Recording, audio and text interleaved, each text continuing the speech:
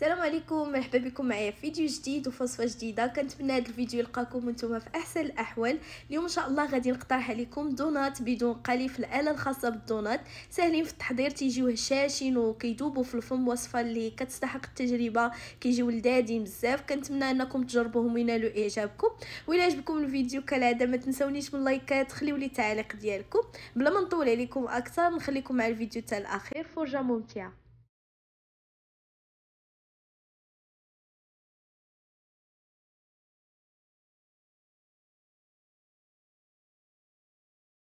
نبداو على بركه الله. بالنسبه للمكونات عندي هنا 113 غرام ديال الزبده، عندي 100 غرام ديال السكر حبيبات، يمكن لكم ديروا حتى الكاس ديال العنبه ديال السكر حبيبات، عندي 3 ديال البيضات، من الاحسن يكونوا بحراره المطبخ، عندي 2 معالق كبار ديال المايزينا اولا النشا، كتضيف واحد الهشاشه لهاد الدونات، يعني مهمه البنات في هاد الوصفه. عندي 2 كيسان ديال العنبه من الدقيق الخاص بالحلويات، عندي كاس ديال العنبه ديال الحليب، عندي هنا 2 خمارات من فئه 7 غرام اولا 2 معالق صغار من البيكين باودر، عندي الفاني السائله، نصف الكميه غادي نسمها بالفاني ونصف الكميه غادي نسمها بالقشور ديال البرتقال اولا كديروا القشور ديال الحامض اولا شوكولاط فيرميسيل. المهم كتنسموا الدونات ديالكم باي حاجه كتعجبكم. فهادو هما المكونات، ندوزو ان شاء الله لطريقه التحضير. هنا البنات كناخذ واحد الاناء كندير فيه الزبده، كنضيف كذلك السكر حبيبات، ونضيف الفاني السائله اللي يمكن لكم تعوضوها بالساشي تاع الفاني. غادي نطرب مزيان في هاد المكونات، يمكن لكم ديروا هاد العمليه غير بالطراب اليدوي. صافي غادي نطربوا مزيان البنات هاد العناصر حتى كنتحصلوا على واحد الخليط تيكون كريمي وبحال شكل امبوماد، يعني خدموا مزيان الزبده مع سكر حبيبات حتى كتحصلوا على واحد القوام كريمي. من بعد غادي نضيف البيضه، يعني ما غاديش نضيف البيض دقه واحده، غادي نضيف وحده بوحده وانا كنطرب في ديك المكونات.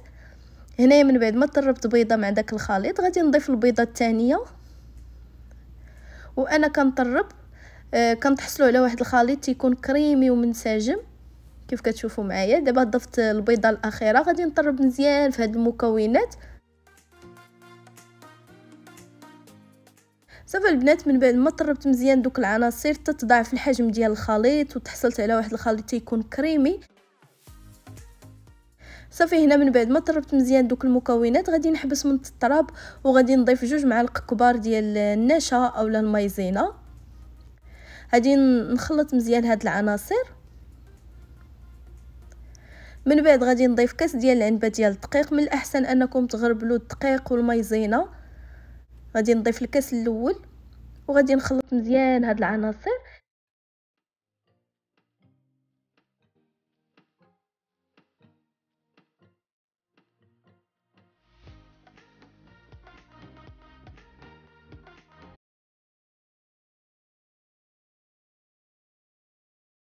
من بعد ما طربت مزيان الكاس ديال الدقيق مع داك الخليط غادي نضيف الكاس الثاني في المجموع 2 كيسان ديال العنبه وغادي نستمر نخلط مزيان هاد العناصر.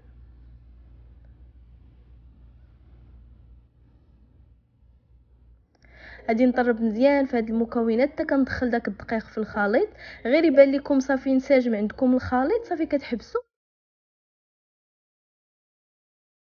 من بعد ما طربت الدقيق مع داك المكونات غادي نضيف كاس ديال العنبه ديال الحليب شويه بشويه، ما غاديش نضيفوه دقه واحده، غادي نبقى نضيف شويه بشويه وانا كنطرب حتى كنتحصل على واحد الخليط اللي تيكون منسجم.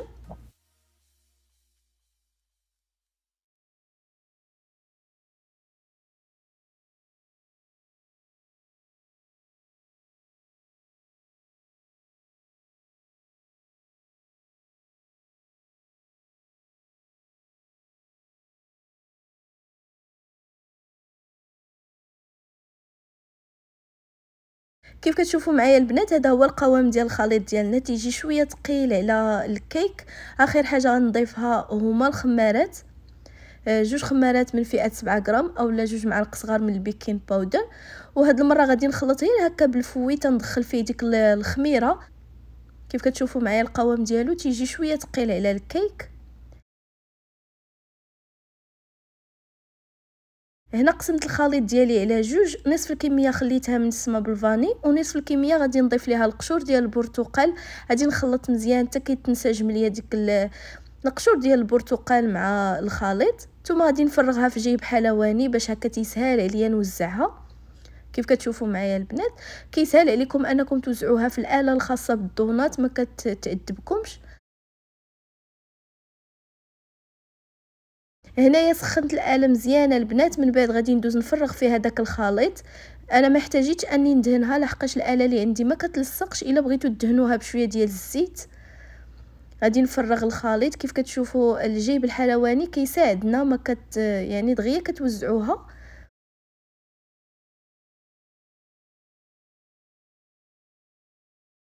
غادي نغطي عليها وغادي نخليها تقريبا 6 دقائق. انا خدات معايا 6 دقائق وجدات.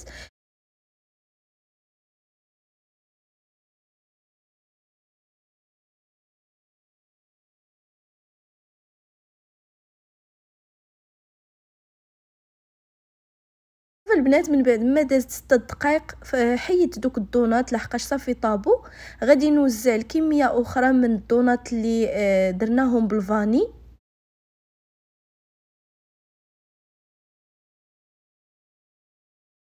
ما كياخدوش البنات الوقت في الطياب، 15 دقيقه كتوجدوهم تيجيو رائعين جدا، ساهلين هكا في يعني توجدوهم الا جا عندكم شي ضيف على غفله اولا توجدوهم لوليداتكم، بالاخص الوليدات الصغار كيحماقوا عليهم.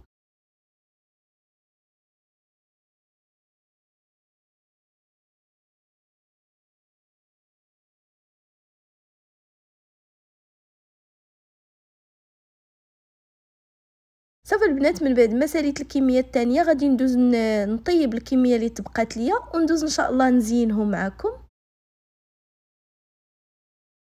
بعد ما طيبت كاع الكميه اللي عندي كيف كتشوفوا معايا تيجيو هشاشين ومقطنين كيذوبوا في الفم، خفافين بزاف كيجيو رائعين واحسن من دوك اللي تنقليو. جربوهم متاكده غادي يعجبوكم وغادي يعجبوا وليداتكم. تيجيو هشاشين بزاف وكيذوبوا في الفم. هما الكميه اللي خرجت لي المقادير اللي عطيتكم. غادي ندوز ان شاء الله للتزيين.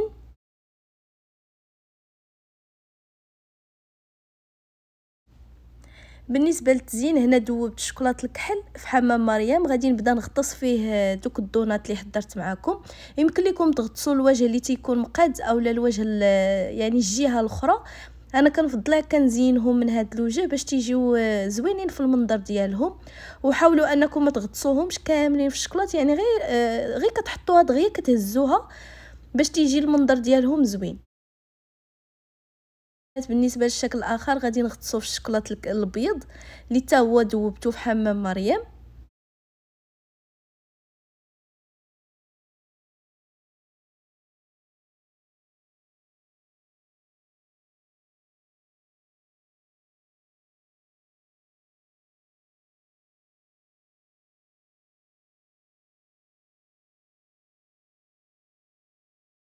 بالنسبه للدونات اللي غطستهم في الشوكولاط الكحل زينتهم بشويه ديال اللوز مقلي ومهرمش.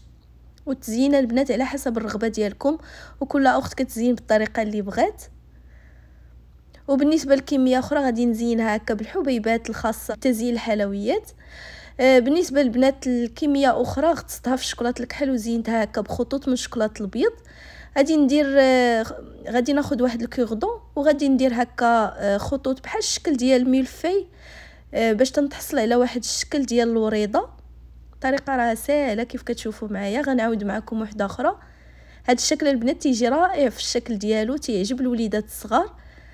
غادي ندير هكا خطوط، من بعد غادي ندير خطوط بالشكل المعاكس باش تعطيني الشكل ديال الوريضه بحال الملفي اولا الملفي الكلاسيكيه. كتجي البنات زوينه في المنظر ديالها. راه ساهله كيف واضحه لكم في الفيديو.